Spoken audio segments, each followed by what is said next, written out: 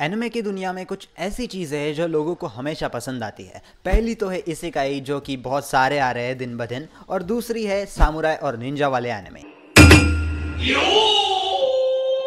कुछ लोगों को ये चीज़ें पसंद आती है, कुछ लोगों को नहीं। चाहे वो क्लासिक्स हो जैसे कि रुरोनी केंशिन और निंजा स्क्रॉल, या फिर कुछ मॉडर्न एनिमे हो लाइक हेल्स पैराडाइज और ब्लू आइड सामुराई या फिर यासुके। और उसी की वजह से इस जॉनरा के अंदर, इस टाइप के एनिमेस के अंदर एक यूनिकनेस क्रिएट करना बहुत ही हार्ड चीज़ है, because it has been repeated multiple times over the years with different anime. क्योंकि देखो, आपने कभी निंजा या फिर सामुराई के एनिमे के बारे में सोचा तो आपको एक पुराना समय याद आएगा। लोग किमोनो पहने हुए याद आएंगे, उनके पास एक तलवार होगी, अच्छे से स्वॉर्ड्स फाइट होंगे एंड एक्सेट्रा एक्सेट्रा। लेकिन कभी आपने मॉडर्न डे निंजास या फिर 21st सेंचुरी में बेस्ड वाले निंजास के एनिमे देखे हैं? नहीं, तो उसी के बारे में आज हम बात करने वाले हैं कि ऐसा एक एनिमे जस्ट रिलीज हो रहा है अभी, जो कि रिसेंटली आया है, जिसका नाम है निंजा कामुई। चलो, मॉडर्न टाइम में बेस्ड है ये तो थोड़ी सी अलग बात हो गई, थोड़ा सा यूनिकनेस हो गया इसमें। लेकिन और भी इसमें एक बड़ा ट्विस्ट है।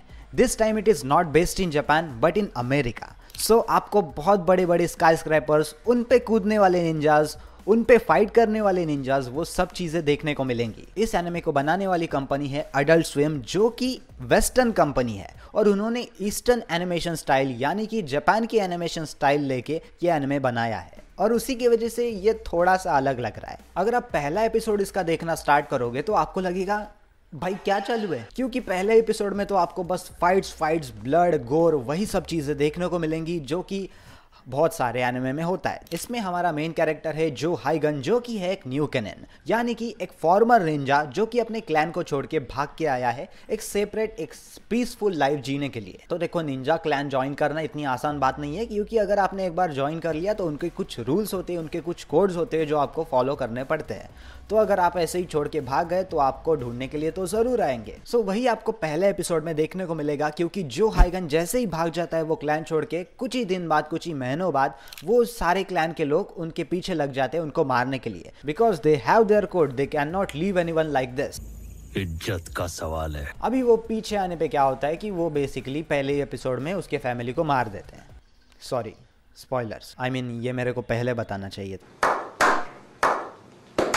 एनीवे, ये पहले ही एपिसोड में हो जाता है तो कोई बात नहीं। अभी हमारे मेन कैरेक्टर का गोल होता है कि अपने फैमिली के मर्डर का बदला लेना, अपने फ्रेंड्स का बदला लेना, और वही करने के लिए वो अपने फॉर्मर सेल्फ में वापस चला जाता है, जिसका नाम है Ninja Kamui. And as I told you before, this anime is based in 21st century, यानी कि यहाँ पे आपको सिर्फ स्वॉर्ड्स फाइट या फिर मार्शल आर्ट्स देखने को नहीं मिलेंगे, क्योंकि इस एनिमे की फाइट्स में आपको एक बहुत ही यूनिक ट्विस्ट मिलने वाला है, जो कि है मॉडर्न टेक्नोलॉजी का।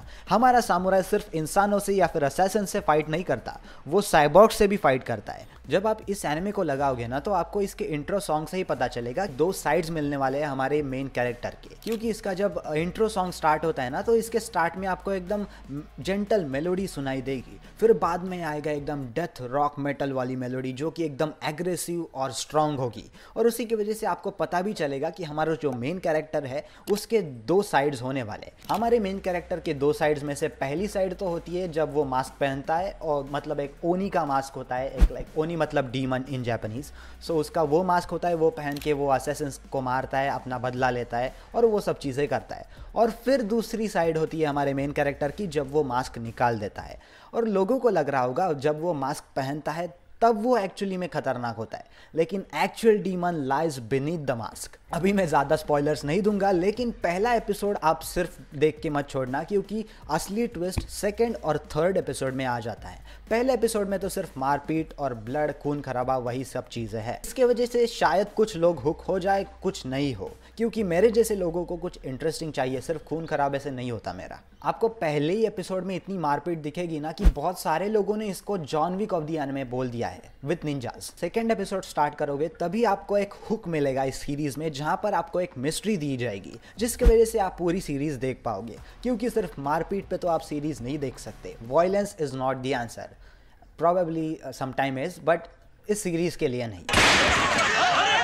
और आपको बता दूं कि ये एनिमे बस 12 एपिसोड्स का होने वाला है, सो इट्स रियली शॉर्ट। और मैंने अगर आपको बताया नहीं होगा तो निंजा कामुई किसी भी मांगा पर बेस्ड नहीं है। It is an original animation series by ENH studio. So far so good. अभी तक तो मिस्ट्री अच्छी स्क्रिप्ट राइटिंग से बनाई रखी है, लेकिन आगे क्या होगा वो मुझे पता नहीं, क्योंकि अगर इसका मांगा होता तो मैं डेफिनेटली रीड करके आपको बता देता कि if it's really worth watching और नॉट। लेकिन अभी सोर्स मटेरियल ही नहीं है तो क्या करें। एज वी ऑल नो कि हर एक चीज की एक खराब बात भी होती है, तो इस एनिमे की भी सेम ही बात है। इस एनिमे में मुझे प्रॉब्लम लगे वो है पेसिंग इश्यूज के, क्योंकि फर्स्ट एपिसोड कुछ ज़्यादा ही फास्ट गया, सेकंड थोड़ा स्लो गया, थर्ड वापस से फास्ट गया। सो थोड़े पेसिंग इश्यूज लग रहे थे मुझे, लेकिन फिर भी आने वाले एपिसोड्स में हम देख सकते हैं, क्योंकि 12 एपिसोड्स की सीरीज़ है, पहले 3-4 एपिसोड में इसको जज करना सही नहीं है। कम से कम एटलीस्ट 6-7 एपिसोड्स देखते हैं, अगर पसंद आया तो पूरी की पूरी देख लेंगे। और मोस्ट ऑफ द टाइम अगर आपने देखा होगा एनिमे के दुनिया में तो रिवेंज वाली स्टोरीज बहुत अच्छे से चलती है, एंड फॉर दैट रीज़न मैं इस पे भी थोड़े दाव लगा रहा हूँ कि मुझे भी लग रहा है कि ये एनिमे चल जाएगा।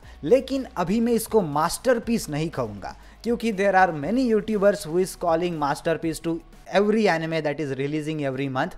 सो आप हर महीने बोलोगे ये मास्टरपीस आया इस महीने, वो मास्टरपीस आया उस महीने, ऐसा नहीं चलता। मास्टरपीस को एक वेट दो उस वर्ड को, कुछ हैवीनेस होना चाहिए उस वर्ड को। किसी भी रैंडम एनिमे को मास्टरपीस बोल देने से वो अच्छा नहीं होता, जो कि मोस्ट ऑफ द यूट्यूबर्स करते हैं just to attract the viewers, but मैं ये नहीं करूँगा।